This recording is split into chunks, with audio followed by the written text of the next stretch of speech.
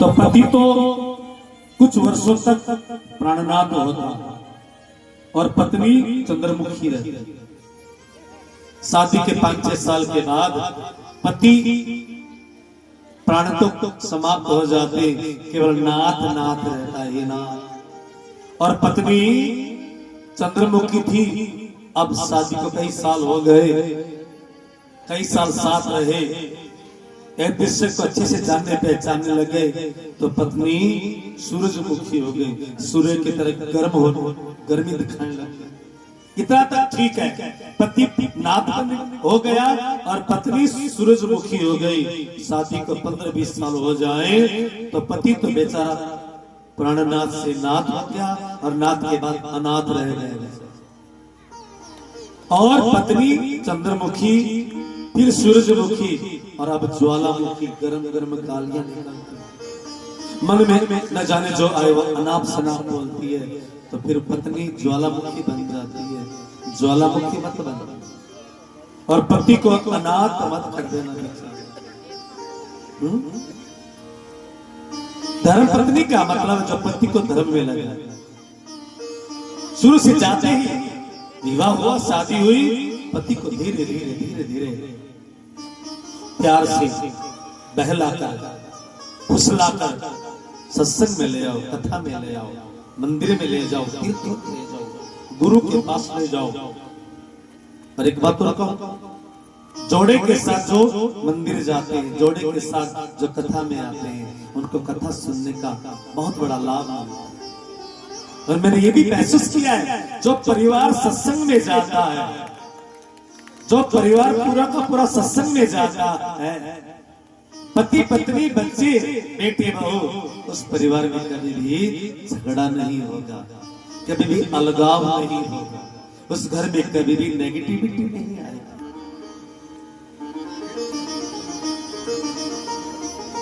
और ये गारंटी की बात है, उस घर में हमेशा सुख ही सुख होगा।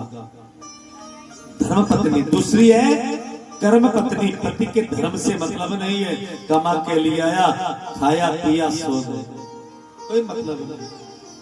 और तीसरी होती पाप पत्नी। वो कैसी होती है? प्रोडक्शन के यहाँ पर नई LED आई है, टीवी रंगीन बढ़िया वाली, महंगी वाली, 50,000 वाली, ब्रांडेड मुझे भी चाहिए।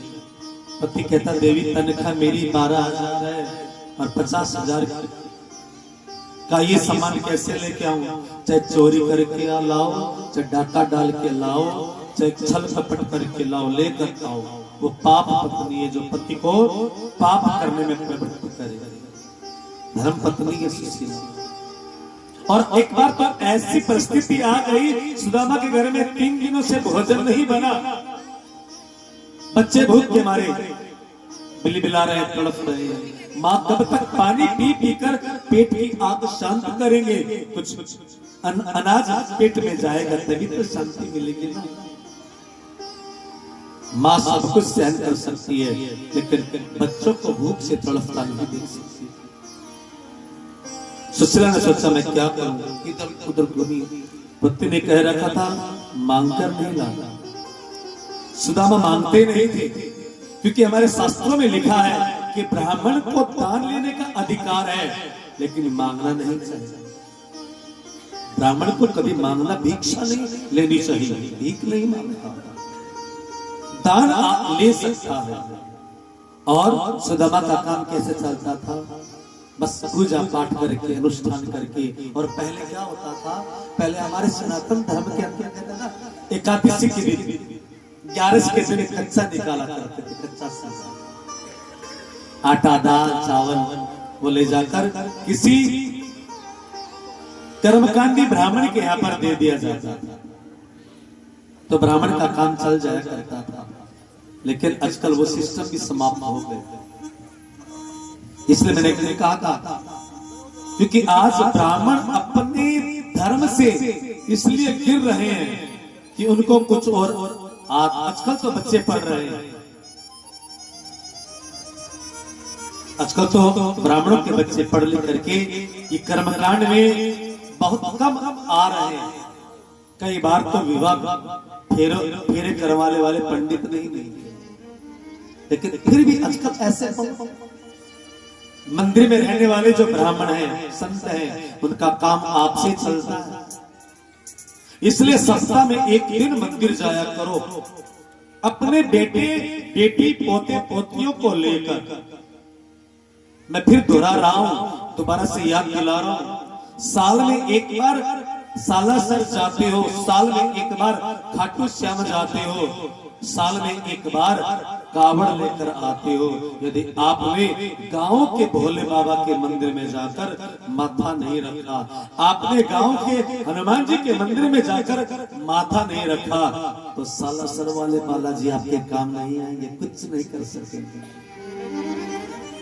वो साल में एक बार आप जा रहे हो ना, चाहे खाटू जा रहे हो, चाहे हनुमान जिस बालाजी कहीं जा रहे हो, चाहे कावड़ लेकर आ रहे हो, गांव के मोहल्ले के मंदिर में आप कभी नहीं गए, इसका मतलब आप एक पाखंड कर रहे हो, दिखावा कर रहे हो। मैं पैदल यात्रा करके जा रहा हूँ, मैं पैदल यात्रा कर रही हूँ, दिखावा, एक नंबर का दिखावा। मैं दावे के साथ कह सकता हूँ वो भक्त नहीं है, वो एक नंबर का पाखंडी है, जो गांव के मंदिर में जाता नहीं है, गांव के भोले बाबा के शिवलिंग पर कभी जल नहीं चढ़ाता है, और गांव के हनुमान के मंदिर में नहीं जाता है, गांव के श्याम बाबा के मंदिर में नहीं जाता है, गांव के रामदेव महाराज के पर जा रहा हुआ रोनिचा साल में एक बार पैदल, कोई फायदा नहीं, मत जाया करो। और मैं तो उन लोगों से कहता हूं जो भंडारे लगाते हैं ना, मैंने कहा गलत बात है ये, आप किन के लिए भंडारा लगा रहे हो? मैं साधु हूं, सच्ची बात कहूंगा, हो सकता किसी को बुरा लगे, मैं प्रैक्टिकल बात कहने वाला हूं। ये जो भंडारा लगाते हैं ना, मैं सच्ची बात बताऊं, एक मेरा मित्र है क्या मेरे गांव में, और पहली बार कावड़ लेने गया, और मैं उस समय बीतक कर रहा था, क्योंकि सावन के महीने में कावड़ लाते, बीतक सावन में हो रही थी, तो मैंने कहा पृथ्वी कैसा करा?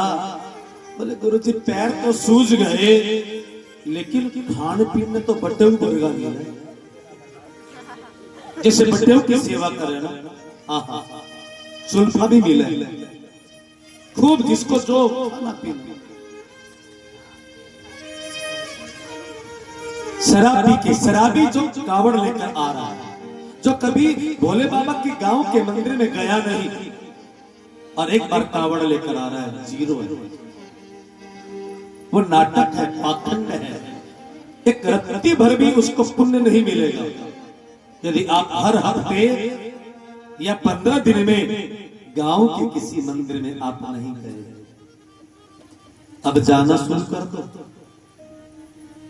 माताओं बहनों भाइयों, अपने बच्चों को लेकर जाया करो, मंगलवार हो रविवार हो, एक दिन आप गांव के जाते समय ना, एक कटोरी, मुझे ध्यान है मैं छोटा सा था, गांव में मंदिर है ना, तो वहां माताएं आया करती थी, और कभी कभी कोई आटा लेकर कटोरी में, कोई दाल लेकर, कोई चावल लेकर, कोई गेहूं लेकर, 2-3 पीपा रखा होता था, बर्तन उसमें डाल दिया जाता था, और गांव के जो पुजारी होते हैं, जो मंदिर के पुजारी है, महंत है, महाराज है, उनका काम चल जाया करता था, ताकि उनको मांगना ना पड़े हाथ। और इसी बहाने आपका ना, आप हो सकता है कि एक बोरी अनाज एक साथ नहीं दे सकते कहीं भी, आप यदि 100 ग्राम एक कटोरे में आटा, दाल, चावल, कुछ भी अनाज लेकर जाओगे, क्या होगा? जो बचा कुचा होगा तो पंडित जी या महाराज जी चींटी को दाना डाल देंगे, वो पुण्य आपको होगा, महाराज जी पंडित को नहीं होगा जिसने वहां पर डाला। आप हर रोज चींटी को दाना नहीं डाल सकते, आप हर रोज चिड़िया को दाना नहीं डाल सकते, तो हफ्ते में जाकर मंदिर में डाल दो, वो आपका पुण्य होगा। इसलिए ध्यान देना, साल में एक बार जो जाने वाले हैं, मैं उनको पाखंडी बोलता हूँ। कौन? जो हर रोज या सप्ताह में एक दिन किसी मंदिर में जाकर माथा नहीं रखते। अपने बच्चों को सुधार लो, बच्चे नास्तिक होते जा रहे हैं, हमारे बच्चे धर्म से विमुख होते जा रहे हैं, और हिंदू देवी देवताओं साधु संतों की निंदा कर, अपमान कर रहे हैं, और फिर क्या होंगे? वो कन्वर्ट हो जाएंगे, ईसाइया मोहम्मडन बन जाएंगे, नास्तिक हो जाएंगे। मैं प्रणामी हूं, इसलिए हमेशा कहता हूं परमात्मा एक है, उसको पति मानो, उसको सर्वेश्वर मानो, लेकिन प्रणाम सबको करो, इज्जत सबकी करो, सम्मान सबका करो, ताकि हमारा सनातन जीवित रहे, हमारा धर्म जीवित रहे। सनातन संस्कृति को लोग ढकोसला बोलने लग गए। उनको बताओ कि नहीं, हमारी संस्कृति, हमारा सम्मान होना चाहिए। सुदामा मांगते नहीं थे, सुशीला रोने लग गई और जाकर पति से कहा, पतिदेव बच्चे तो अभी सो गए, सुबह क्या दोगे? ऐसा करो, आप मांगते नहीं, कृष्ण के पास चले जाओ। सुदामा कहते कैसे जाऊं, खाली आप कुछ सोचा तो नहीं। सुशीला कहती पहले क्यों नहीं बताया मुझे, आपका जाने का इतना मन है, क्योंकि मैंने कृष्ण की याद दिलाई, आप रोने लगे, इसका मतलब आपका जाने का बड़ा मन है। मैं 4 घर से 4 मुट्ठी चावल उधार लेकर आऊंगी, पतिदेव आपसे पूछ कर लीजिए, आपकी आज्ञा है तो मैं 4 घर से 4 मुट्ठी चावल ले आऊं, आपकी आज्ञा के बिना मैं एक पैर भी नहीं बढ़ाऊंगा, वापस दे देंगे जब होगा तब। कहा देवी ठीक है, ले आओ, और 4 घर से 4 मुट्ठी चावल, क्योंकि कृष्ण को पता लगे एक घर के चावल नहीं है, ये तो मांगे हुए चावल है। और सुदामा चावल की पोटली बगल में दबा कर चल पड़े, कीर्तन करते हुए, क्योंकि कभी भी यात्रा पे जाओ आप भगवान का नाम उच्चारण करते हैं। जैसे आप गाड़ी में बैठे, किसी भी आप वाहन में बैठते ही आपको आपने विकार का मंत्र लिया है, इस मंत्र का जाप करें, या फिर जो आपके इष्ट है उन इष्ट को याद करें, दुर्घटना नहीं होगी। और सुदामा चल पड़े कहते हुए, श्याम तेरे ही भरोसे मेरा परिवार है, तू ही मेरी नाव का माझी हो, तू ही मेरी नाव का माझी, तू ही पतवार है, श्याम तेरे ही भरोसे मेरा परिवार है, श्याम तेरे ही भरोसे मेरा परिवार है, तू ही मेरी नाव का माझी हो, तू ही मेरी नाव का माझी, तू ही पतवार है, श्याम तेरे ही भरोसे मेरा परिवार है, श्याम तेरे ही भरोसे मेरा परिवार है।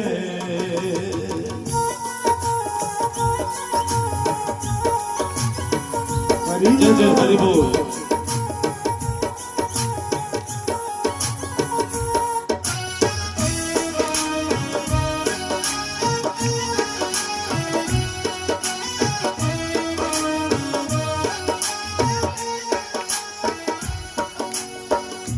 हो अगर अच्छा माझी नाव फिर पार होती, किसी की बीच भंवर में फिर न दरकार होती।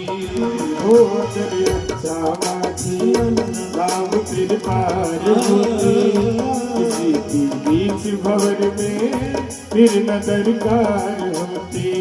अब तो तेरे ही हवाले हो,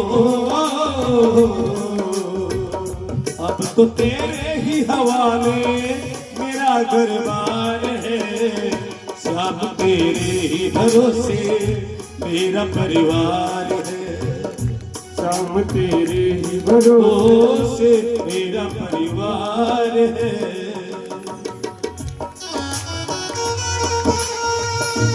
जय जय।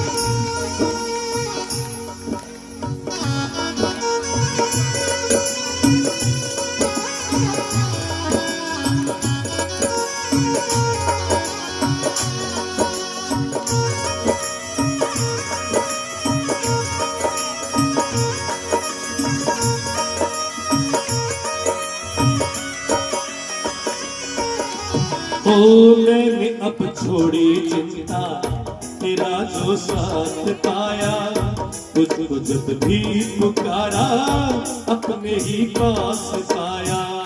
मैंने अब थोड़ी चिंता तेरा जो साथ पाया, तुझको जब भी पुकारा अपने ही पास पाया। पूरा परिवार ये मेरा हो, पूरा परिवार ये मेरा तेरा कर्जदार है। शाम तेरे ही भरोसे मेरा परिवार है। शाम तेरे ही भरोसे मेरा परिवार है। तू ही मेरी नाव का माझी हो, तू ही मेरी नाव का माझी, तू ही पतवार है। शाम तेरे भरोसे मेरा परिवार है। शाम तेरे भरोसे मेरा परिवार है। शाम तेरे भरोसे मेरा परिवार है। बोलो कृष्ण कन्हैया लाल की जय। सुखदेव जी कहते हैं परीक्षित, सुदामा कीर्तन करते हुए चल पड़े, ठोकर लगी गिर पड़े और सुदामा को बड़ा दुख लगा। और आज सुदामा ने जरा भगवान से लड़ाई भी की, क्योंकि भक्त होता है ना भगवान से लड़ सकता है। तो भगवान से लड़ना भी तो भक्ति ही है। इसलिए मैं हमेशा कहता हूं, आपको कुछ भी नहीं आता, न पूजा, न पाठ, न प्रार्थना, न स्तुति, न आरती, तो भगवान के सामने बैठकर, मंदिर में बैठकर आप उनसे बातें कर लिया करो। कुछ भी नहीं आता, बातें तो बहुत आती है ना, तो बातें कर लिया करो बस। कुछ करने की आवश्यकता नहीं, क्योंकि जब परमात्मा से प्रेम बढ़ जाता है ना, एक दिन पहले भी कहा था, फिर पूजा पाठ ध्यान सुमन सब छूट जाता था। फिर तो बातें होती है, रूबरू हो जाता है। परमात्मा से जब प्रेम हो जाता है, फिर न प्रार्थनाओं की आवश्यकता है, न आरतियों की आवश्यकता है, न धूप अगरबत्ती दिए की आवश्यकता है। एक छोटा सा बच्चा मंदिर गया, स्कूल बैग का के पहली बार शायद निकला होगा, 4 साल का बच्चा होगा। भगवान जी के सामने मंदिर में गया और कुछ बोलता रहा। पंडित जी देख रहे थे, बच्चा चला गया। अगले दिन फिर आया, सुबह सुबह स्कूल जाने से पहले माँ ने सिखा रखा था उसको। पास में मंदिर, घर के पास मंदिर था, एक दीवार लगती थी। बच्चा अगले दिन फिर गया और कुछ 5-7 मिनट बोला, फिर निकल गया। पंडित ने सोचा ये लड़का क्या गाता है, ये लड़का क्या सुनाता है भगवान को, मुझे तो सुनो। लेकिन सुनाई नहीं दिया, वो बच्चा मन चौथे दिन पंडित जी ने पकड़ लिया, बेटा किधर आ। तू यार छोटा सा 4 साल का, तुझे कुछ आरती, कोई वंदना, कोई स्तुति, कोई भजन आता है क्या? बोले ना, नहीं आता। तो तुझे कुछ नहीं आता, तो मैं 4 दिन से देख रहा हूं तू कुछ कुछ बोलता है भगवान के मंदिर में जाकर। लड़के ने कहा मुझे ABCD आती है, मुझे ABCD आती है। तो मैं भगवान जी के सामने 4 बार ABCD सुना देता हूँ और भगवान को बोल देता हूँ, भगवान मुझे आरती वंदन कुछ आता नहीं है, बस मुझे ABCD आती है। और दुनिया में जितने भी आरती और प्रेयर है ना, ABCD से बनती है। मैं तो ABCD सुना दूंगा, आप खुद अपने आरती बना के गा लेंगे। आरती जो इनमें से जो पसंद आती है ना, वो आरती बना के आप गा लेना। मुझे तो यही आता है, बस। इतना भोलापन जब जीवन में आ जाए, लेकिन हमें ना भगवान के सामने तो भोले बन जाते हैं, घर में जाके बड़े चालाक, कम को नहीं मैं भगवान के सामने बड़े भोले वाले, जैसे कुछ आता नहीं। भोलापन हर जगह होना चाहिए, एक सादगी होनी चाहिए। परमात्मा से प्रेम करने के लिए, भक्ति करने के लिए एक मासूमियत, इनोसेंसनेस होनी चाहिए। बस वही भक्ति है। बाकी धीरे धीरे छूटते जाएंगे।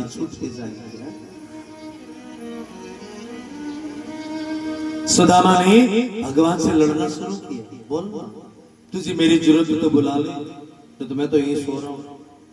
सुदामा जी बेहोश होकर गिर पड़े। भगवान ने योग माया को आज्ञा दी, जाओ सुदामा को लेकर। योग माया ने सुदामा को उठाया। शाम हो गई, सुदामा की आंखें खुली, निकली, देखा अरे इतना सुंदर नगर, मैं कहीं स्वर्ग में तो नहीं आ गया। अपने आप को छू कर देख रहे, नहीं स्वर्ग में तो नहीं, तो धरती पर ही, लेकिन मैं कहाँ आ गया। लोग जा रहे थे, कहा भाई ये कौन सा नगर है? लोगों ने कहा द्वारकापुरी। द्वारकापुरी?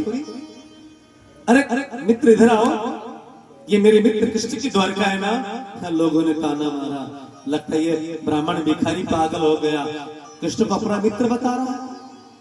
तन पे नहीं लगता, चाल पड़ा कलकत्ता।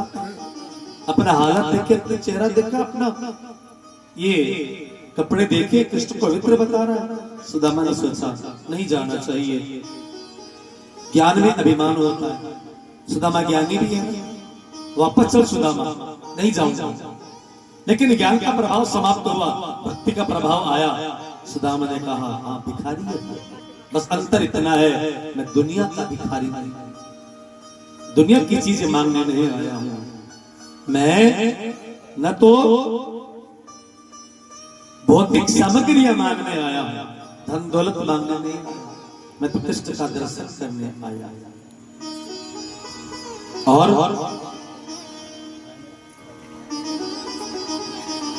सुदामा की आंखों में आंसू आ गए। कहा चलो मैं द्वारकापुरी तो पहुंच गया, जैसे जैसे आखिर पहुंच गया।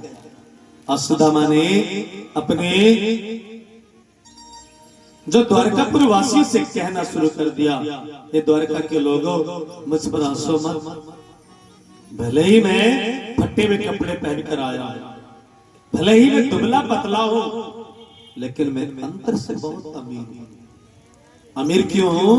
क्योंकि मेरे पास कृष्ण के नाम का मंत्र है, खजाना। और कृष्ण के मंत्र के खजाने से बढ़कर कोई खजाना इस दुनिया में हो ही नहीं सकता।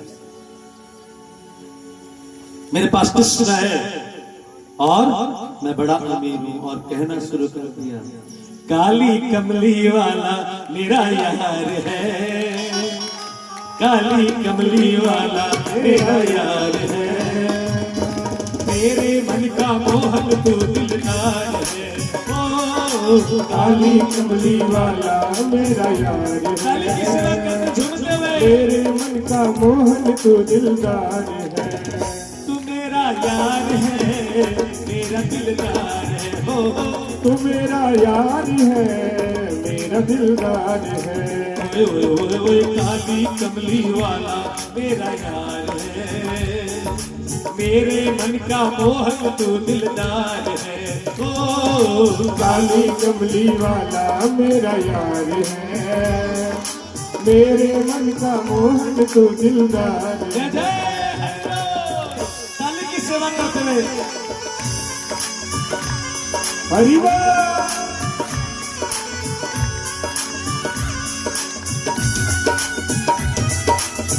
ये पीछे का मोहल्ला चुपचाप क्यों बैठा है? काली की सेवा इधर वाले भी जाओ।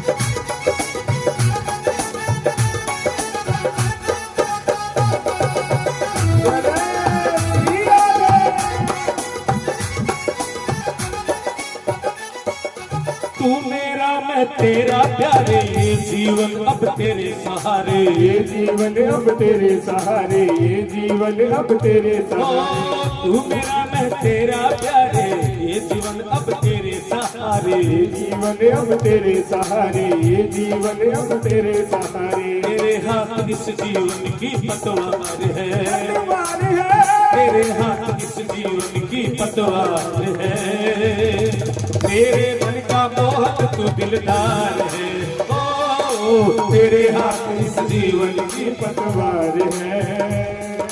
मेरे मन का मोहन तू दिलदार है, तू मेरा यार है, मेरा दिलदार है, ओ तू मेरा यार है, मेरा दिलदार है। ओए ओए ओए ओए काली कमली वाला मेरा यार है, मेरे मन का मोहन तू दिलदार है, ओ काली कमली वाला मेरा यार है, मेरे मन का मोहन तू दिलदार है। हरि बोल।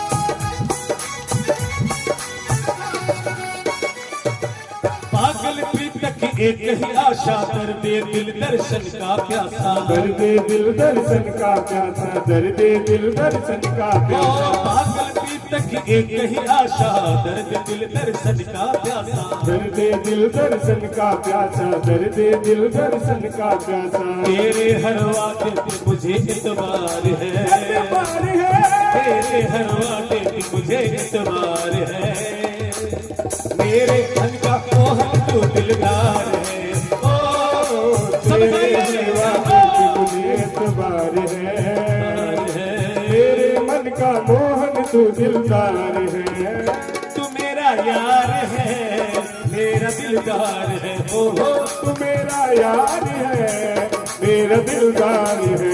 ओए ओए ओए काली कमली वाला मेरा यार है, मेरे मन का मोहन तू दिलदार है, ओ काली कमली वाला मेरा यार है, मेरे मन का मोहन तू दिलदार है। हरि बोल।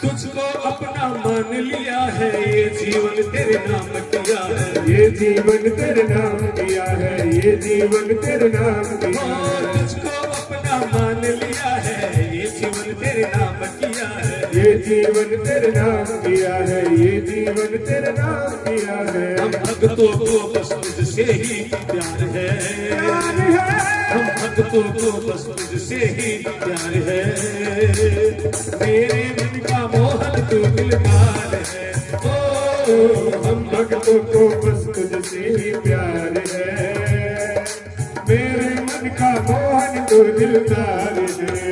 तू मेरा यार है, मेरा दिलदार है, ओ तू मेरा यार है, मेरा दिलदार है। ओए ओए ओए काली कमली वाला मेरा यार है, तेरे मन का मोहन तू दिलदार है, ओ काली कमली वाला मेरा यार है, मेरे मन का मोहन तू दिलदार है। मेरे मन का मोहन तू दिलदार है, ओ मेरे मन का मोहन तू दिलदार है, मेरे मन का मोहन तू दिलदार है, ओ मेरे मन का मोहन तू दिलदार है। बोलो भक्त भगवान की जय। एक दयालु को दया आ गई, कृष्ण के महल का पता बता दिया। सुदामा लट्ठी के सहारे दुबले पतले ब्राह्मण किसका बदन, कई दिनों के भूखे बड़े कृष्ण को याद करते करते कृष्ण कृष्ण करते करते कृष्ण के महल में प्रवेश कर रहे हैं। द्वार पालन रोक दिया, रुको महाराज, ब्राह्मण अंदर जाकर क्या करोगे, बैठो यहाँ, हमारा आतिथ्य स्वीकार करो। जलपान करो। सुदामा बैठ गए, जलपान करवाया। कब भरा? भिक्षा लाकर दी, अनाज, वस्त्र। सुदामा गर्दन हिला रहे, मुझे नहीं चाहिए। हीरे मोती जवाहरात बहुमूल्य उपहार दे रहे हैं। बोलो ब्राह्मण क्या चाहिए? सुदामा कहते मुझे कृष्ण से मिलना। द्वारपाल ने सोचा ये लालची ब्राह्मण है, सोचता है हमारे भगवान से प्रभु से मिलेगा, ज्यादा मिलेगा। मिलने के बाद ज्यादा मांगना चाहता होगा। कब? हे पंडित जी महाराज, आप कहो मुख से, हमारे प्रभु की आज्ञा है दरवाजे पर आने के बाद जो मांगे उसको देना है, आप आज्ञा तो करो। ब्राह्मण ने सोचा, सुदामा ने कृष्ण के दोनों द्वारपाल कितने विनम्र है, कितने सरल है, कितने प्रेम से बोलते हैं, और जैसा मालिक होता वैसे नौकर होते हैं।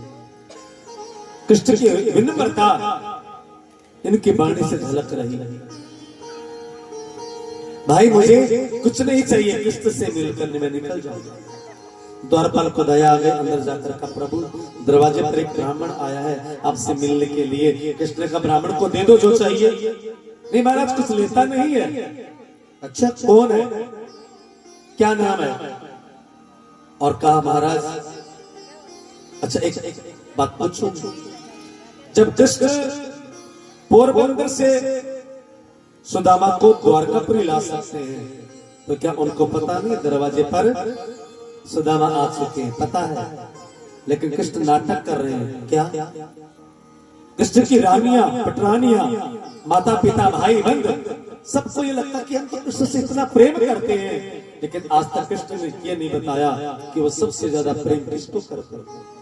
रुक्मिणी को करते हैं, सत्यभामा को करते हैं, देवकी मैया को करते हैं, वसुदेव को करते हैं, बलराम भैया को करते हैं, किसको करते हैं? आज तक कृष्ण ने ये नहीं बताया कि वो सबसे ज्यादा प्रेम किसको करते हैं, और आज बताने का मौका मिल गया। कौन आया दरवाजे पर? महाराज पूछ दीन दयाल प्रधान, बतावत आपनो नाम सुदामा। सुदामा नाम के ब्राह्मण आया। कृष्ण कहते सुदामा है, जोर से चिल्लाए ताकि सबके कानों में आवाज पड़ जाए कि कोई सुदामा है जिससे कृष्ण बड़ा प्रेम करते हैं अपने भक्तों से। कृष्ण सुदामा सुदामा चिल्लाते हुए बाहर दरवाजे की ओर दौड़े। खड़ा कहीं छिटक गई, वस्त्र कहीं अटक गया, कहीं मुकुट कहीं गिर गया, और सभी रानियां पीछे पीछे। कृष्ण जैसे दौरा पड़ गया पागलपन का, सुदामा सुदामा चिल्लाते हुए दौड़ पड़े। एक डोडी पार की, दूसरी डोडी पार की, तीसरी डोडी पार की, और सातों डोडी पार करके मुख्य दरवाजे पर जाकर सुदामा को गले से लगा लिया। सुदामा को अंक माल कर लिया। रानियां पीछे पीछे दौड़ी। लगता है कोई बहुत बड़े देश का सम्राट राजा आया है, लेकिन बाहर दरवाजे पर जाकर देखा तन पर पूरी धोती भी नहीं, दुबला पतला, लेकिन एक तेजस्वी ब्राह्मण आया। और कृष्ण सुदामा से लिपट कर रोने लगे। सुदामा बड़े दिनों के बाद आए, आओ अंदर चलो महल में। अपने सिंहासन पर बैठा दिया। रुक्मिणी जाओ पानी परात लेकर आओ, आज मैं अपने हाथों से सुदामा के चरणों को धोऊंगा। आज तक कृष्ण ने किसी भी संत ब्राह्मण के चरणों को नहीं धोया, और आज सुदामा के चरणों को धोने के लिए तत्पर हो गए। रुक्मिणी पानी परात लाने में देरी कर देती है। रुक्मिणी को पानी परात लाने में देरी हो गई, लेकिन कृष्ण से रुका नहीं गया। चरण धोने के लिए कृष्ण के आंखों से आंसू बह पड़े। देख सुदामा की दीन दशा, करुणा करके करुणा निधि रोए। पानी परात को हाथ छुयो नहीं, नैनन के जल सो पग धोए। अपने आंखों के आंसुओं से सुदामा के चरणों को धो दिया। सुदामा गदगद हो गए। 56 तरह का व्यंजन तैयार कर लिया। रानियों ने भोजन करा रहे हैं, सैया पर सुला दिया। सुदामा ठीक ठाक है, चरण दबा रहे हैं। भाभी ने कुछ नहीं भेजा क्या? सुदामा सोच रहे जब अंधेरा हो जाएगा, सब जब रात हो जाएगी, सब रानियां अपने अपने रूम में जाके सो जाएंगी, फिर मैं कृष्ण को चावल दे दूंगा। इनके सामने तो बेइज्जती हो जाएगी मेरी, लेकिन रानियां हैं वो जा ही नहीं रही है, और कृष्ण है अब मुझे लगता बेशर्म करके ही माने। चावल की पोटली दबा रहे हैं, छुपा रहे हैं। कृष्ण कह रहे निकालो चावल की पोटली, बगल से छीन ली। सुदामा, इसमें तुम्हारा बिल्कुल हक नहीं। याद है ना, गुरुकुल में पढ़ते समय गुरु माँ ने चने दिए थे, हम दोनों को जंगल भेजा था लकड़ियां लाने के लिए, और बारिश हो गई, बारिश सर्दी लगने लग गई, हम दोनों को एक पेड़ के नीचे छुप कर बैठ गए। मैंने कहा सुदामा भूख लगी है, गुरु माँ ने कुछ दिए है क्या? तूने मना कर दिया था, और कुछ देर के बाद तू चने निकाल कर खाने लग गया। मैंने कहा सुदामा तेरे दांत बज रहे हैं भाई, कुछ खा रहा था पक्का, गुरु माँ ने दिया होगा। तो तूने कितने झूठ बोला था सफाई के साथ। नहीं नहीं, खाने के लिए गुरु माँ ने कुछ नहीं दिया, ये तो ठंड के मारे दांत बज रहे हैं। कितने वर्षों तक तेरे दांत बजे, क्योंकि मेरे हिस्से को तू खा गया था, उसमें तुम्हारा तो कुछ भी लेना देना नहीं है। सुदामा, जो दूसरों का हक खा जाता है अगले जन्म में भिखारी बनता है। मैं तुझे जन्म जन्म तक भिखारी नहीं रहने देता। चावल की पोटली छीन ली, एक मुट्ठी खा गए, ये द्वारकापुरी सुदामा को दिया, दूसरी मुट्ठी खा गए, ये स्वर्ग का राज्य सुदामा को दे दिया, तीसरी मुट्ठी खाने लग गए। रुक्मिणी ने हाथ पकड़ लिया, प्रभु आप ब्राह्मण को ये कहोगे कि लक्ष्मी को ले जाओ, आपको पता है ब्राह्मणों से लक्ष्मी नाराज है। यही सुदामा के दादा भृगु ने भगवान के छाती पर लात मारी थी, तभी मैंने प्रण कर लिया मैं ब्राह्मणों के घर में नहीं जाऊंगा। कृष्ण कहते हैं रुक्मिणी मेरा हाथ छोड़, मैं सारे नियम सारे के सारे जो वचन है तोड़ सकता हूं, लेकिन भक्तों को नहीं छोड़ सकता। प्रबल प्रेम के पाले पड़कर प्रभु को नियम बदलते देखा, अपने नियम भले टल जाए पर भक्त के नियम। रुक्मिणी, क्योंकि रुक्मिणी लक्ष्मी के अवतार है। सुदामा चाहता तो 2 मुट्ठी चावल बच्चों के लिए छोड़ सकता था, लेकिन सब कुछ मेरे लिए आया। घर में बच्चों की परवाह नहीं की, मेरी परवाह की। घर में घरवाले की परवाह नहीं, परिवार की, लेकिन उसको मेरी परवाह है। और जो इस तरह मेरी परवाह करता है, जो मुझ पर इस तरह समर्पित हो जाता है, ऐसे भक्तों के लिए तो लक्ष्मी क्या चीज है। मैं स्वयं भक्तों के पीछे पीछे घूमता रहता हूँ एक कृपा दृष्टि पाने के लिए। और 2 मुट्ठी चावल खाकर सुदामा को त्रिलोकी का राजा बना दिया। और सुदामा जैसे ही शाम को रात्रि को सो गए, प्रातःकाल होते ही चलने की तैयारी करने लग गए। कहा रुको, जा रहे हो तो कुछ प्रणाम आशीर्वाद दे दो रानियों को। सब रानियां आ रही हैं। सुदामा स्वागवती भव स्वागवती भव स्वागवती भव। बैंड में दर्द हो गया, 100 बार किया, 200 बार किया। कृष्ण कहते ब्राह्मण मन से आशीर्वाद दे देगा तो भी चलेगा। सुदामा ने ऐसे झुककर देखा, लाइन तो लंबी लगी है। कृष्ण इधर आना, ये मोहल्ले वाले भी आ गई क्या? कहा मोहल्ले वाले तो बाद में आएंगे, घर वाले कितनी है? 16,108। सुदामा का बाप रे बाप, मेरे घर में तो एक थी, उसने टिकने दिया। कृष्ण तू कैसे रहता है इनके बीच में? कहा तेरे जैसे संतों की भक्तों की कृपा है, हमारा दम तक बड़ा सुंदर चल रहा है।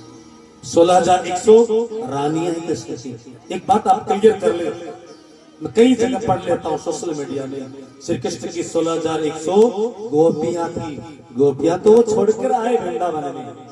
ये भौमासुर की कैद से राजकन्याओं को मुक्त करवाया, और सभी राजकन्याओं से कहा उस असुर की कैद से तुम मुक्त हो गए, घर चले जाओ। लेकिन कोई भी राजकन्याएं घर नहीं गई। कृष्ण हम घर चले जाएंगे, या तो पहली बार माता पिता नहीं अपनाएंगे, माता पिता ने अपना भी लिया, कोई भी युवा हमसे विवाह नहीं करेगा। क्यों? सीता जैसे सतवंती को लोगों ने उनके चरित्र पर संदेह किया। हम तो साधारण स्त्रियां हैं, हम मर जाएं, आत्महत्या कर ले, जहर पी लेंगे। कृष्ण कहते नहीं। तो सब रानियों ने कहा हम आपसे विवाह करना चाहते हैं। फिर आप भगवान के लिए एक विवाह, 10 विवाह, कितने भी विवाह हो जाए। तो तब कृष्ण ने अपने 8 पटरानियों से आज्ञा लेकर 16,100 राजकन्याओं से विवाह किया। ध्यान देना, गोपियां नहीं थी, राजकन्या। सुदामा चल पड़े। जाते जाते वो जितना भी सामान आया था सुदामा के हाथ से दान करवा दिया। फटी सी धोती पहन कर आए थे, वो भी दे दी, भाभी को दे दिया। सुदामा मन में सोचा भाभी को फटी धोती ये तो पहन के ही आया था।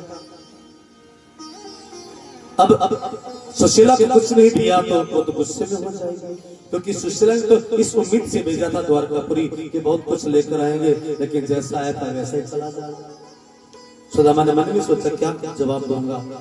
आपके पति देव बाहर गए हो परदेश कमाने के लिए, 5-7 साल के बाद आए, खाली हाथ आ जाए तो गुस्सा आएगा।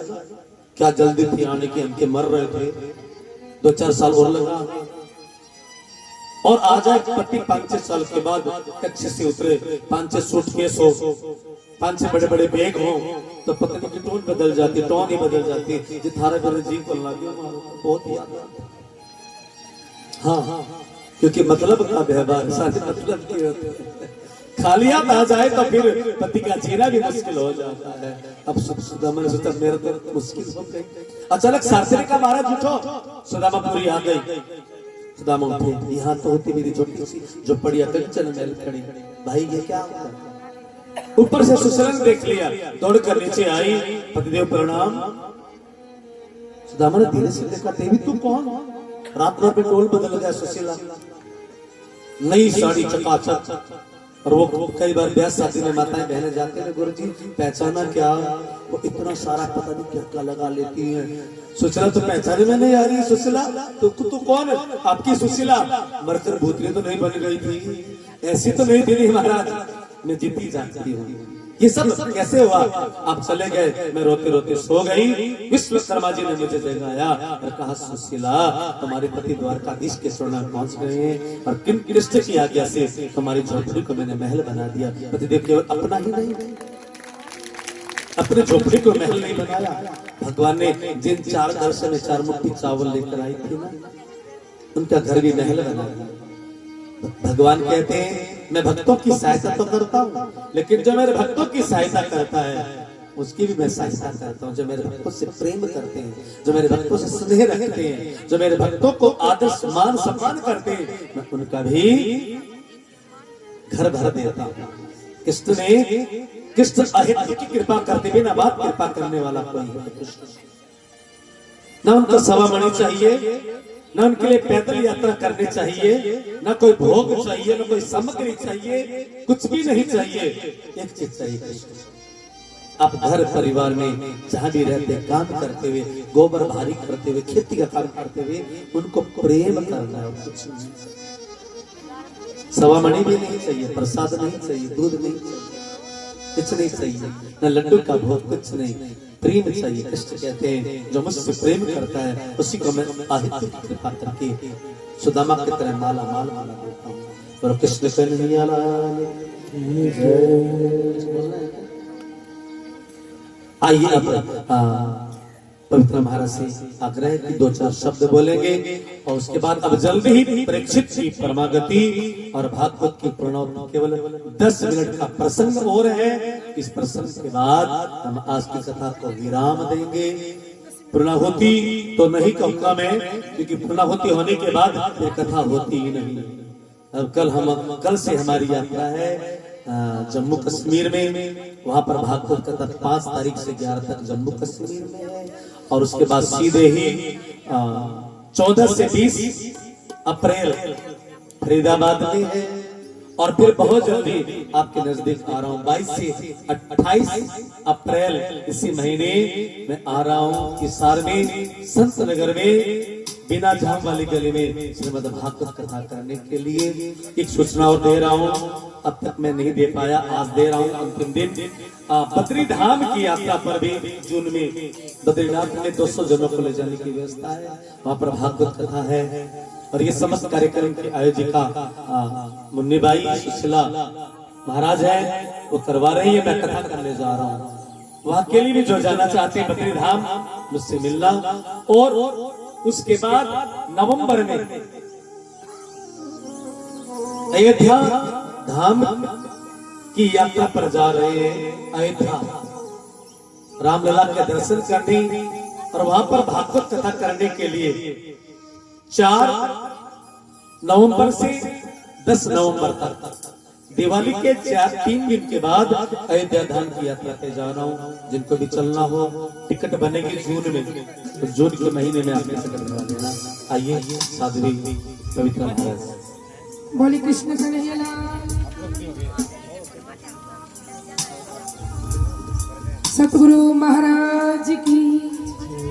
हाँ जी, कुछ दानी सज्जनों के नाम आए हैं, मैं बताना चाहूंगी।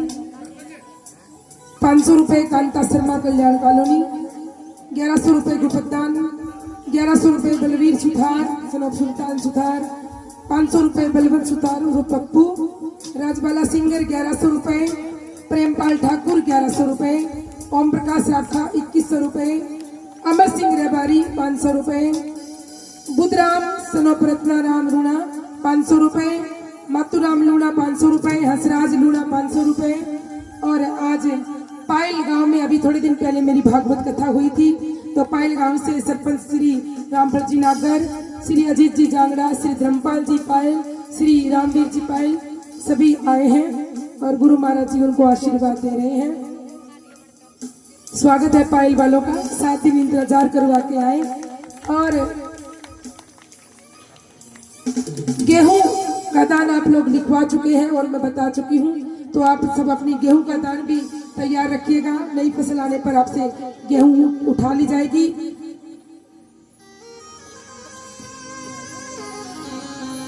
और अभी 7 अप्रैल को अपने गंगवा आश्रम का वार्षिक भंडारा है, जैसा कि कल गुरुजी ने भी बताया, मैंने भी बताया।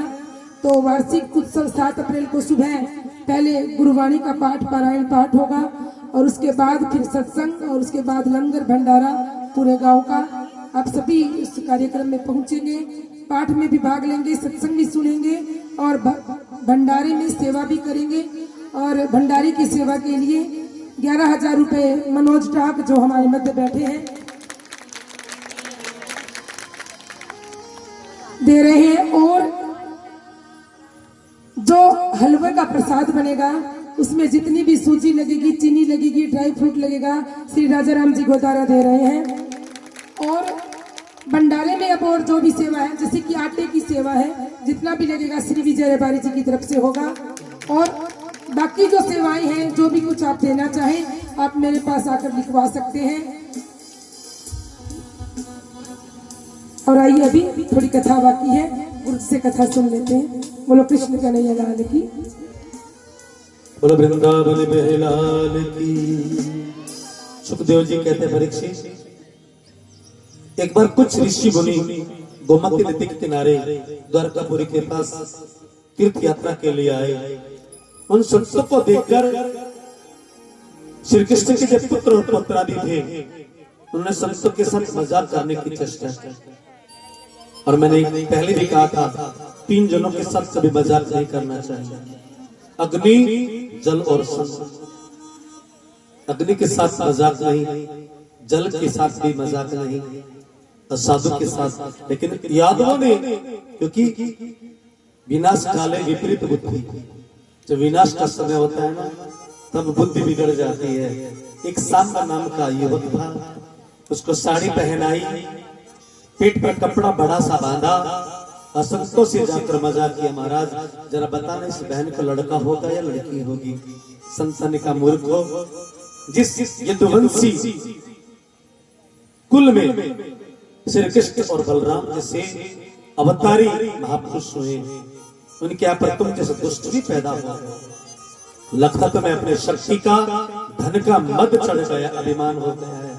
न लड़का न लड़की, इसमें यदुवंशियों का नाश होने वाला एक मुसल पैदा हुआ। लड़के घबरा गए, अपने घर में आए, साड़ी उतारी तो कपड़ों के बीच में एक लोहे का टुकड़ा निकला। लड़कों ने जाकर अपने दादा वसुदेव जी से कहा, दादाजी हमसे गलती हो गई, हमारे पिताजी को कृष्ण को मत बताना, तो बहुत क्रोधित होंगे, बहुत बड़ी सजा देंगे कि हमने ऐसी गलती कर दी है, अब इसका उपाय क्या करें। वसुदेव जी ने वो जो लोहे का टुकड़ा था उसको समुद्र के किनारे ले गए, पत्थर पर घिस दिया उसको, और घिसते घिसते चूर्ण बन गए। चूर्ण को फेंक दिया समुद्र के अंदर। एक छोटा सा टुकड़ा रह गया जिसको घिसा नहीं गया, उसको फेंक दिया, उसको मछलियां निकल गई। वो जो लोहे के चूर्ण बने, वो चूर्ण समुद्र के अंदर एक जहरीली झाड़ियां बनकर उग गई, बड़ी घनी झाड़ियां बन गई। लोहे की चूर्ण और मछली को पकड़ लिया। एक जरा नामक व्याध पेट को चीरा, लोहे का टुकड़ा निकला, अपनी तीर की नोक में लगा लिया। यादवों ने प्रभास चक्र में शराब पी और शराब पीकर आपस में लड़ने लग गए। हथियार तो घर पर रखे थे, वो समुद्र के किनारे जो जहरीली घास उगी हुई थी उठा उठा कर मारने लग गए। और सारे के सारे यादव 56 करोड़ यादव उस समय सबके सब नष्ट हो गए। फिर दूसरे को मारते हुए श्री कृष्ण एक पीपल के पेड़ के नीचे बैठे हैं। उसी समय उद्धव कृष्ण का बाल मित्र बाल सखा आए। इधर देवी देवता ने प्रार्थना की कृष्ण से, हे प्रभु अब आपका आने का जो प्रयोजन था वो पूरा हो गया, धरती पर आने का। आप अब स्वधाम पधारिए। श्री कृष्ण 125 वर्ष के हुए, श्री कृष्ण धाम जाने की तैयारी कर रहे हैं। उद्धव ने कहा मैं भी चलूंगा आपके साथ। कृष्ण कहते जीव अकेला ही आता है, अकेला चला जाता है। हे उद्धव, ये जीव को परमागति की प्राप्ति अत्यंत आवश्यक है। ये जीव 84 लाख योनियों में भटकने से यदि बचना चाहता है, गुरु की शरण में जाए और गुरु जो रास्ता बताए उस रास्ते पर चलकर वो परम तत्व को प्राप्त कर सकता है, परम धाम को प्राप्त कर सकता है। इसलिए तुम्हें गुरु की आवश्यकता है, क्योंकि गुरु बिना भवन तरह ही न कोई, चाहे शिव विरुद्ध सम होय। तब उद्धव ने कहा, कृष्ण मैंने सुना है, मैं और कहाँ जाऊं। अब इस दुनिया में सबसे बड़े गुरु तो आप हैं। कृष्ण वंदे जगत गुरु, जगत के गुरु है आप। मैं भी आपका शिष्य बनना चाहता हूँ। आज तक मैं मित्र समझता था, लेकिन अब आप मेरे गुरु में शिष्य। और उद्धव ने कृष्ण का शिष्यत्व स्वीकार किया और कृष्ण ने ब्रह्म ज्ञान दिया उद्धव को। उद्धव गीता के रूप में हमारी भागवत में चैप्टर है। और कहा उद्धव अब तुम बद्री धाम चले जाओ, साधना करो।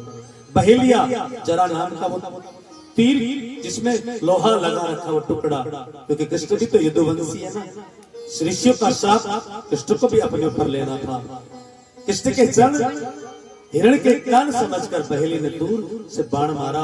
कृष्ण का चरण लहू लुहान, कृष्ण के चरण को वेद दिया तीर ने। बहेलिया रोता रोता कृष्ण से माफी मांगता, प्रभु गलती हो गई, मुझे नहीं पता था आप हैं। कृष्ण कहते हैं ये सब कर्मों का बंधन है, कर्मों का भोग सबको भोगना पड़ता है। पिछले जन्म में तुम बाली थे और राम नाम कर मैंने चुप कर बाण मारा, और इस जन्म में वही बाली जरा नामक व्याध बनकर आए हो और तुमने अपने वो छुप कर बाण मारने का जो है वो बदला ले लिया। भाई ये तो कर्मों का बंधन है, तो जैसा कर्म करता है सबको भोगना पड़ता है।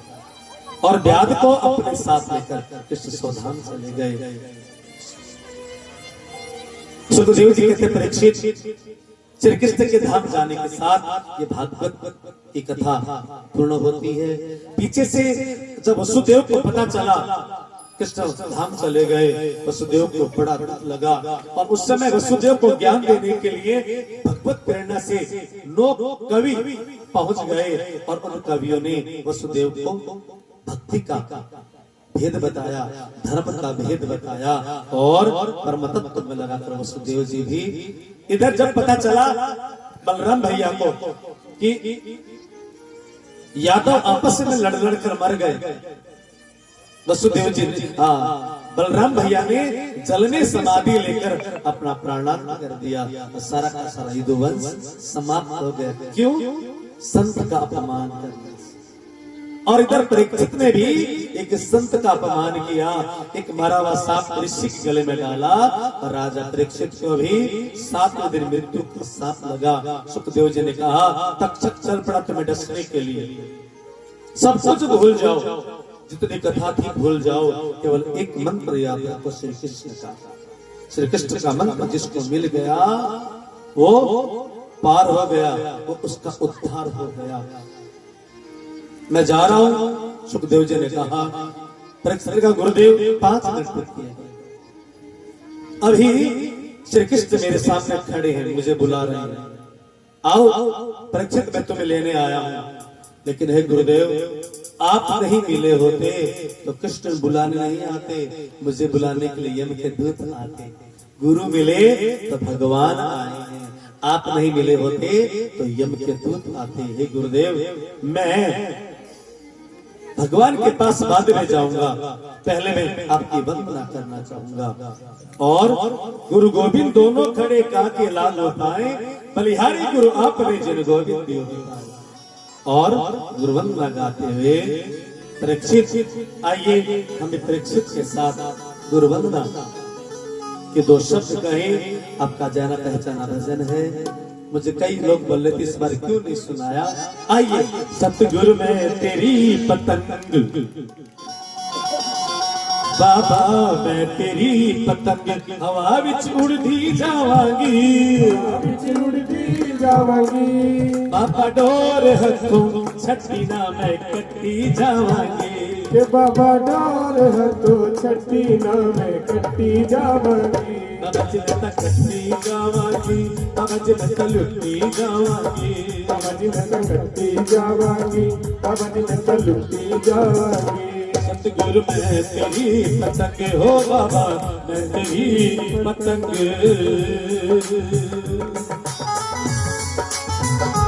मीठी मीठी तालियां बजाते हुए गरीबों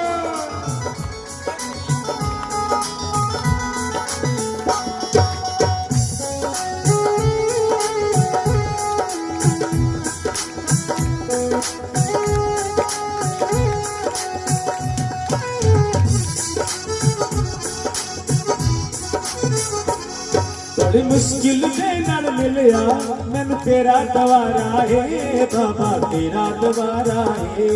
बड़ी मुश्किल से नर मिलिया मैनू तेरा दवारा है बाबा, तेरा दवारा है। मैंने इको तेरा आसरा, नर तेरा सहारा है बाबा, तेरा सहारा है। मैनू इसको तेरा आसरा नर तेरा सहारा है बाबा, तेरा सहारा है।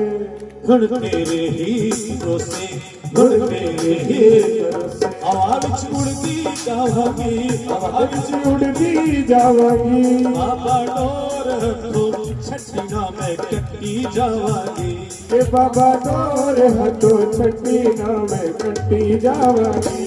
बाबा जी मैं कट्टी जावांगी, बाबा जी मैं लुट्टी जावांगी, बाबा जी मैं कट्टी जावांगी, बाबा जी मैं लुट्टी जावांगी। सतगुरु मैं तेरी पतंग, ओ बाबा मैं तेरी पतंग।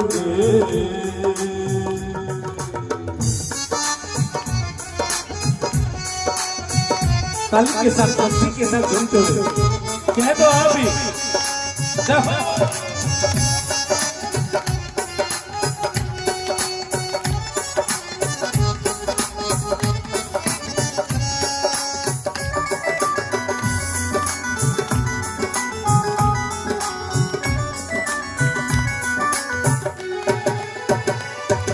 चरण कमल दे नालो मैनू दूर हटावी ना बाबा, दूर हटावी ना। इन चरण कमल दे नालो मैनू दूर हटावी ना बाबा, दूर हटावी ना।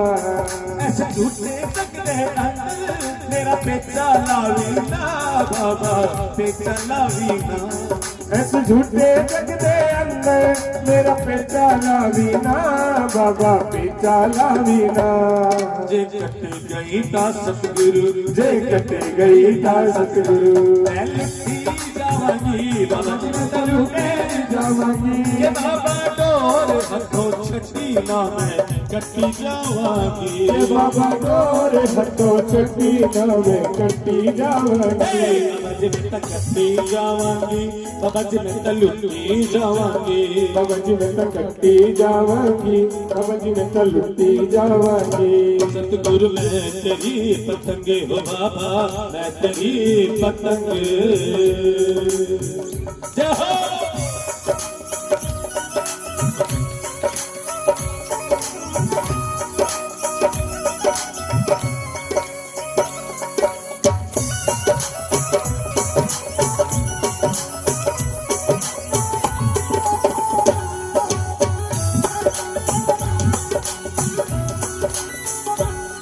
अजमलिया बूहा आके मैं तेरे द्वार दा बाबा, तेरे द्वार दा। अजमलिया बुआ के मैं तेरे द्वार दा बाबा, तेरे द्वार दा। हथ हथ रख दे तू इतवारी मेरे सिर ते प्यारे दा बाबा सिर ते प्यार दा हथ रख दे तू इतवारी मेरे सिर ते प्यार दा बाबा सिर ते प्यार दा फिर जन्म मरण दे गेड़े फिर जन्म मरण दे गेड़े ता मैं बख्शी जावांगी बाबा जी मैं बख्शी जावांगी ये बाबा डोर हथों छट्टी ना मैं कट्टी जावांगी ये बाबा डोर हथों छट्टी ना मैं कट्टी जावांगी बाबा जी मैं कट्टी जावांगी बाबा जी मैं लुटी जावांगी बाबा जी मैं कट्टी जावांगी बाबा जी मैं लुटी जावांगी सतगुरु मैं तेरी पतंग बाबा मैं तेरी पतंग हवा विच उड़दी जावांगी हवा विच उड़दी जावांगी ये बाबा डोर हथों छट्टी ना मैं कट्टी जावांगी ये बाबा डोर हथों छट्टी ना मैं कट्टी जावांगी बाबा जी मैं कट्टी जावांगी बाबा जी मैं कट्टी जावांगी बाबा जी मैं कट्टी जावांगी बाबा जी मैं लुटी जावांगी बाबा जी मैं कट्टी जावांगी बाबा जी मैं लुटी जावांगी बाबा जी मैं कट्टी जावांगी बाबा जी मैं लुटी जावांगी बाबा जी मैं कट्टी जावांगी बाबा जी मैं लुटी जावांगी बाबा जी मैं कट्टी जावांगी बाबा जी मैं लुटी जावांगी सतगुरुदेव भगवान की जय। परीक्षित ने गुरु वंदना की, सुखदेव जी आशीर्वाद देकर चले गए। तक्षक ब्राह्मण का वेश बनाकर परीक्षित को डसने चल पड़ा। ऋषि के श्रापानुसार जन्मेजय ने अंदर जाने से मना कर दिया।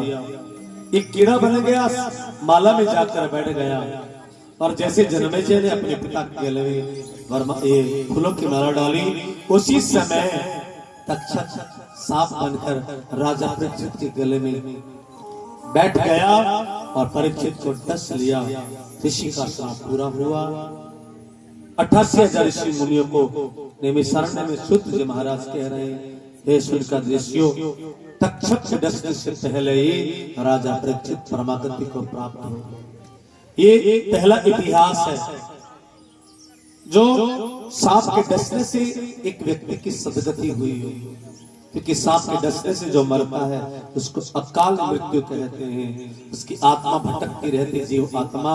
लेकिन राजा परीक्षित श्रीमद् भागवत की कृपा से, गुरु कृपा से अधोगति में जाकर सदगति को प्राप्त हो गए और श्रीमद् भागवत की इतनी बड़ी महिमा को सूत जी महाराज सुना रहे हैं 88,000 ऋषि मुनियों को। इसी के साथ भागवत कथा तो पूर्ण करता हूं मैं। आइए प्रथम और अंतिम श्लोक मेरे साथ साथ बोलेंगे। सब हाथ जोड़कर बैठे और बोले, सच्चिदानंद रूपाय सच्चिदानंद रूपाय विश्वोत्पत्त्यादि हेतवे विश्वोत्पत्त्यादि हेतवे तापत्रय विनाशाय तापत्रय विनाशाय श्री कृष्णाय वयं नमः श्री कृष्णाय वयं नमः। अंतिम श्लोक।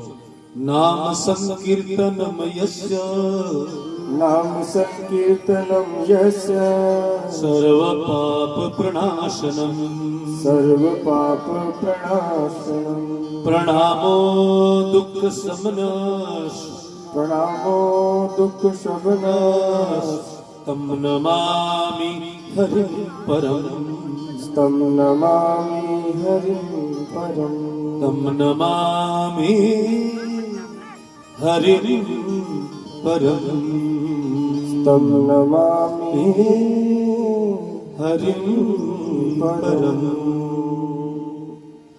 बोलो कृष्ण कन्हैया लाल की जय। श्रीमद् भागवत महापुराण की जय। वेद व्यास भगवान की जय।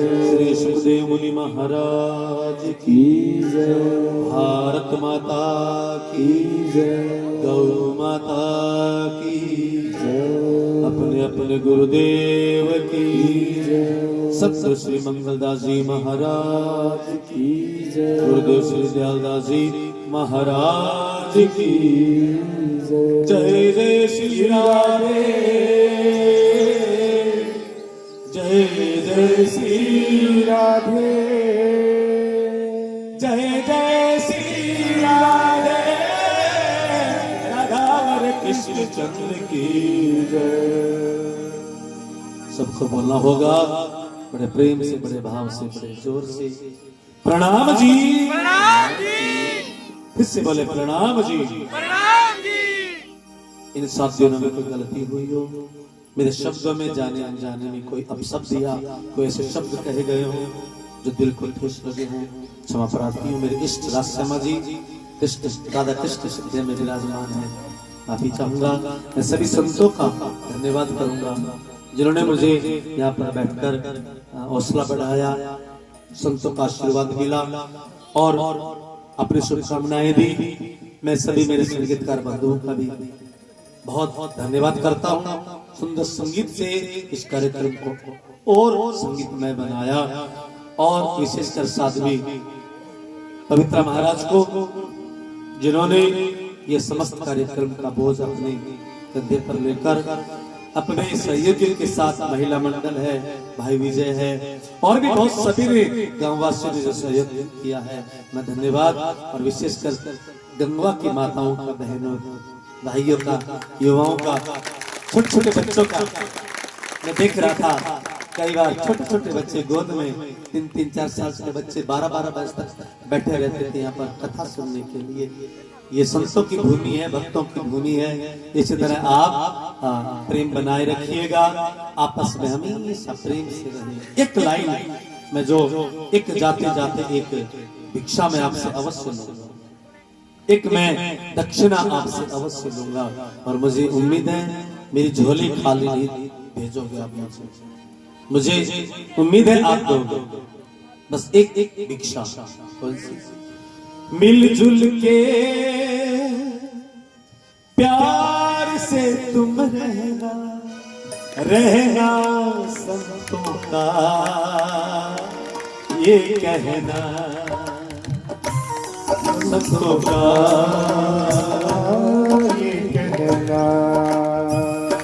ये मिलजुल के प्यार से तुम रहना, रहना संतों का ये कहना, संतों का। और क्या करना है? मीठा मीठा सबसे बोलना, मीठा मीठा सबसे बोलना, प्रेम रसी अपने बोलो में खोलना, प्रेम रसी अपने बोलो में खोलना। कटु वचन हो सके तो सहना, सहना संतों का ये कहना, संतों का ये कहना। देखो कटु वचन बोलने वाला अपना जहर नहीं छोड़ेगा, लेकिन हमें क्या करना है? कटु वचन सहने की आदत डालना। कटु वचन हो सके तो सहना, सहना संतों का ये कहना, ओ संतों का। करोगे ना जब इच्छा दोगे ना क्या कि मिलजुल के प्यार से तुम रहना, रहना संतों का ये कहना, ओ संतों का ये कहना, कि संतों का ये कहना, संतों का ये कहना, कि संतों का ये कहना, संतों का ये कहना। ये भिक्षा आप सुंदर सा गंगावासी मुझे देंगे। आपस में प्रेम से रहें, आपस में ईर्ष्या द्वेष निंदा चुगली ये सब त्याग कर एक होकर रहे। बस ये मुझे भिक्षा अवश्य देंगे आप। और इसी के साथ मैं विराम देता हूँ अपनी कथा को। फिर जल्दी मिलते रहेंगे। कैमरे में आश्रम सभी को पता है, अभी अनाथ बच्चों के साथ साथ वृद्ध आश्रम में वृद्धों को रखना शुरू किया है। कोई भी ऐसा वृद्ध आपकी नजर में मिल जाए जो अकेला हो, दुखी हो, वृद्ध वृद्धाएं, उनकी मैं सेवा करूंगा, मेरे पास छोड़ पाऊंगा। और बच्चे, आज जब हम जन्मदिन मना रहे थे उस समय आज आश्रम में 3 बच्चे और आए जो अनाथ। आज उनका एडमिशन, ऐसे बच्चे वहां पर रह रहे हैं, सेवा कर रहे हैं। बच्चों का जन्मदिन हो, एनिवर्सरी हो, कोई विशेष दिन हो, आप वहां पर भंडारा दे सकते हैं। आप वहां पर जाकर बच्चों को किताबें, कापियां, पुस्तकें, स्टेशनरी आप कुछ भी दे सकते हो। आया करें। कुछ नहीं देना हो तो समाधि बड़ी सुंदर बनी है हमारे पूज्य महाराज जी की। वहां पर जाकर जो अमावस्या को जो प्रणाम करता वहां पर जाकर, क्योंकि हमारे पूज्य महाराज जी ने अमावस्या के दिन समाधि ली थी। और अमावस्या को वहां पर जाकर जो भी दीपक जलाता है, परिक्रमा लगाता है। मैंने कई लोगों के रोग कटते देखे, असाध्य बीमारियां, डॉक्टर से दवाई खा खाकर जो परेशान थे, उस समाधि पर प्रणाम करने मात्र से बीमारी ठीक होती है, मनोकामना पूर्ण होती है। वहां जाया करें या फिर बच्चों से मिलकर अंदर पार्क है वहां घूम के आया करें, बिल्कुल नजदीक आपके। कैमरी आइएगा इन सब कामनाओं के साथ, सद्भावना के साथ। सभी संतों का, सभी हमारे कलाकारों का। आयरोनिक बहुत सुंदर साउंड पसंद आ गया, ठीक है। और सभी का साउंड वालों का, हमारे स्वयंसेवक और युवाओं ने सेवा दी है, उन सभी का, जिन घरों में भोजन प्रसाद आपने खिलाया, उन सभी का मैं बहुत बहुत धन्यवाद करता हूँ। अब जब गेहूं निकल जाएगी, आश्रम की गाड़ी और आश्रम के बच्चे आएंगे, आप बहुत सहायता करना। क्योंकि मुझे याद है पिछले साल 50 क्विंटल गेहूं पवित्र महाराज और विजय ने आपके यहाँ गाँव से जो सबसे ज्यादा है आपका धन्यवाद। सर्वे भवन्तु सुखिनः, सर्वे सन्तु निरामया, सर्वे भद्राणि पश्यन्तु मा कश्चित् दुर्भाग्यवत्। सबको बोलना होगा एक बार फिर दोबारा से। प्रणाम जी।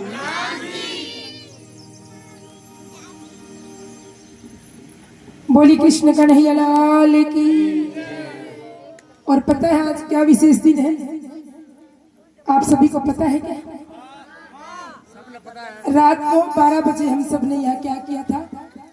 गुरु महाराज जी को विश किया था, शुभकामनाएं दी थी जन्मदिन की। तो आज दिन में भी हम सब ने कैमरी आश्रम में खूब बहुत सारे सुंदर साथ के बीच, संगत के बीच में गुरु जी का जन्मदिन मनाया। वहाँ पर बहुत सुंदर लंगर भंडारा भी था, सत्संग भी था और खूब नाचे, खूब गाए। गुरु जी कह रहे थे कि सब मुझे आशीर्वाद देने आए हैं। तो आज हम गुरु जी को शुभकामनाएं देंगे, बदले में आशीर्वाद लेंगे। बोलो कृष्ण कन्हैया लाल की। और गुरु जी ने अभी मांगा ना कि मिलजुल कर प्यार से सब रहना, संतों का ये कहना। तो गुरु जी का भाव यही है कि मैं जब अगली बार आऊं तो सब ऐसे ही हंसते खिलखिलाते चेहरे मिले, ऐसे ही पवित्रा आप लोगों के बीच में घूमती रहे, आपको कथा का न्योता देती रहे और आप तन मन धन से यहाँ आकर के इसी तरह इस कथा का आनंद रस लेते रहे। बोलो कृष्ण कन्हैया लाल की। और आइए एक बार हम भी गुरु महाराज को उनके जन्मदिन की बधाई दे देते हैं। सभी मिलकर नाचेंगे, गाएंगे और बधाई देंगे गुरु जी को। दिन आ गया, दिन आ गया, खुशियों का देखो दिन आ गया, दिन आ गया, दिन आ गया, खुशियों वाला देखो दिन आ गया, दिन आ गया, दिन आ गया, खुशियों वाला देखो दिन आ गया, दिन आ गया। सभी बोलिए खुशियों वाला देखो दिन आ गया।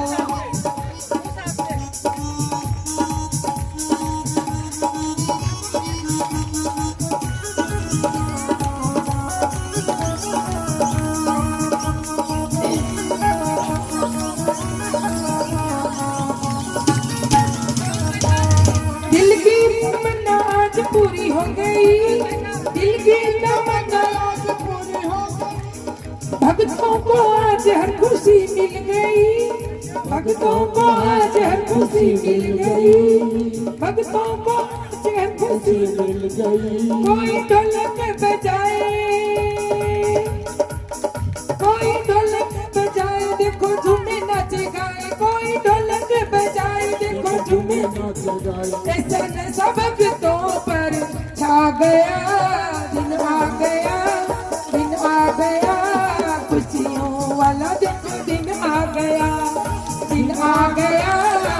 सभी हाथ ऊपर करके खुशियों वाला देखो दिन आ गया, क्या हो, दिन आ गया, दिन आ गया, खुशियों वाला देखो। वो दिन आ गया, दिन आ गया, खुशियों वाला देखो दिन आ गया। मिलकर जन्मदिन मनाएंगे, मिलकर जन्मदिन मनाएंगे, मिलकर जन्मदिन मनाएंगे, मिलकर जन्मदिन मनाएंगे, और झूमेंगे नाचेंगे गाएंगे। घूमेंगे नाचेंगे गाएंगे, हम गुरु जी का जन्मदिन मनाएंगे। हम गुरु जी का जन्मदिन मनाएंगे। देखो गुरु जी भी नाचे, देखो गुरु जी भी नाचे, सारी संगत भी नाचे, देखो गुरु जी भी नाचे, सारी संगत भी नाचे, ऐसे भक्त को देख के नशा छा गया, नशा छा गया। खुशियों वाला देखो दिन आ गया, खुशियों वो दिन आ गया, ओह दिन आ गया, दिन आ गया, खुशियों वाला देखो दिन आ गया, दिन आ गया, दिन आ गया, खुशियों वाला देखो दिन आ गया। कौन सी खुशी का दिन है?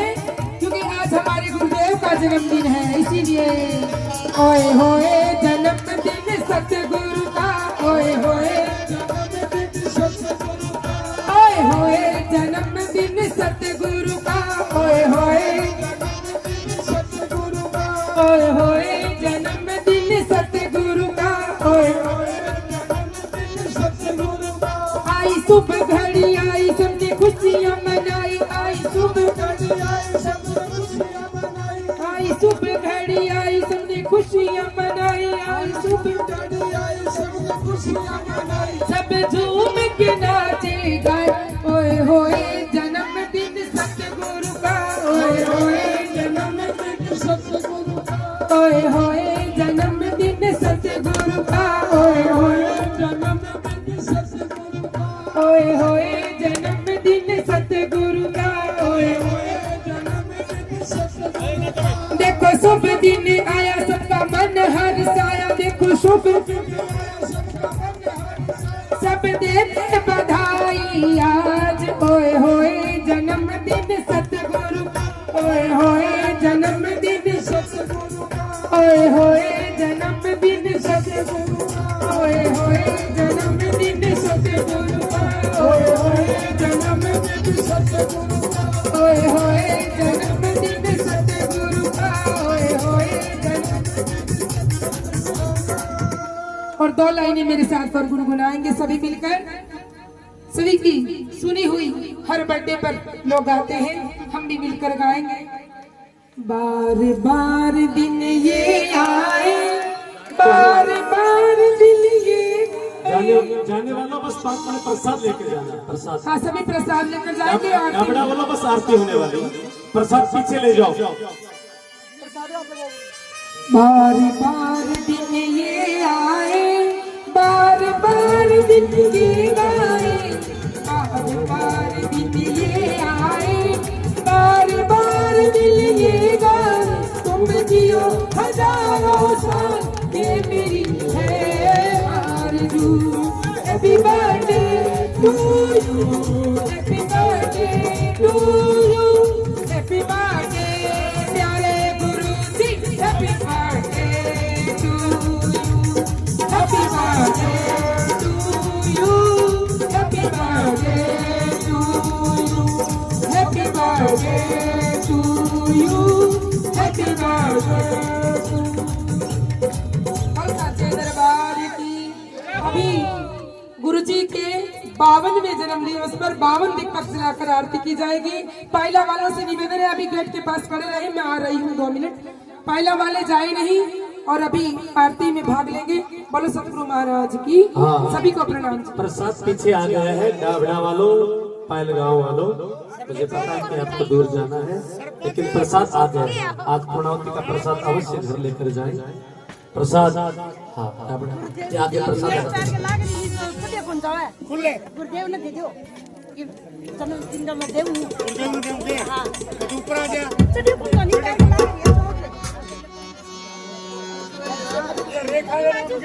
बोलिए कृष्ण कन्हैया लाल की। और जिन किसी भक्तों को सेवा पूजा घंटी माला चंदन पुस्तक जो गुरु जी महाराज सुंदर सुंदर भजन सुनाते हैं, उन भजनों की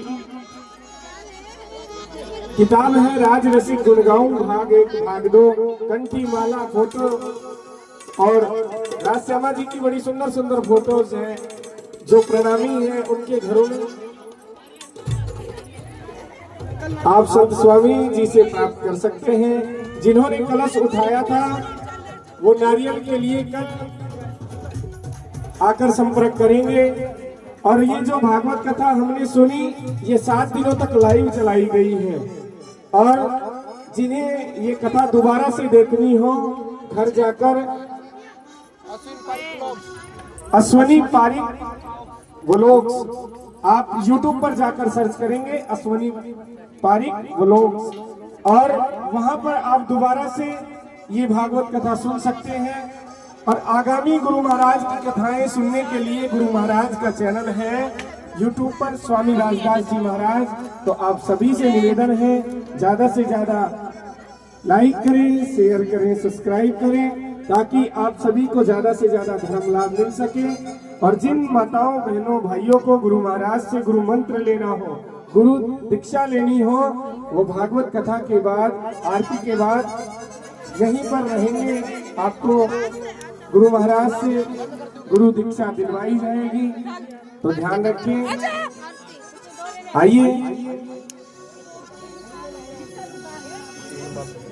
जिन माताओं बहनों ने कलश उठाया था, कलश का जल और नारियल का प्रसाद अपना लेकर जाएं।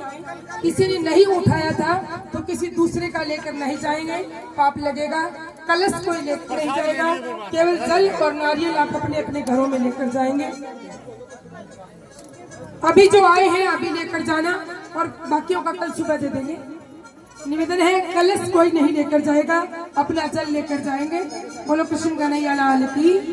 और सभी मैं धन्यवाद देना भूल गई, बाद में दूंगी, अभी आरती करेंगे।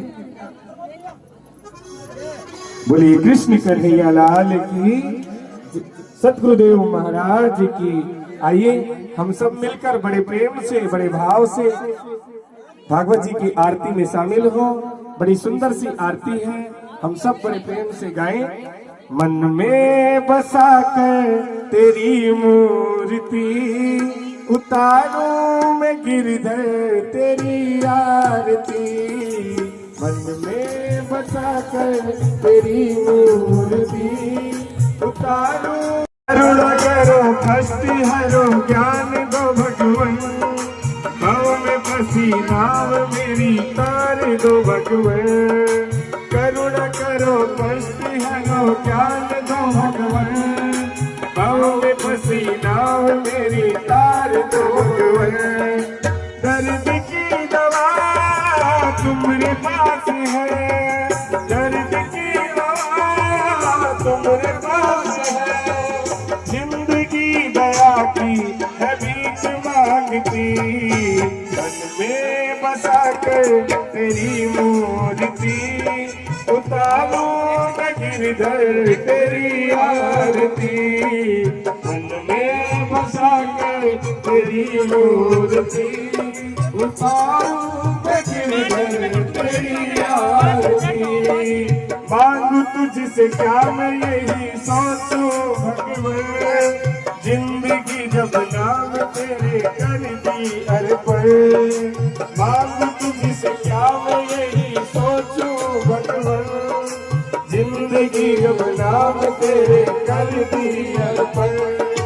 सब कुछ कुछ तेरा कुछ नहीं मेरा, सब कुछ तेरा कुछ नहीं मेरा। चिंता है प्रभु तुमको संसार की, मन में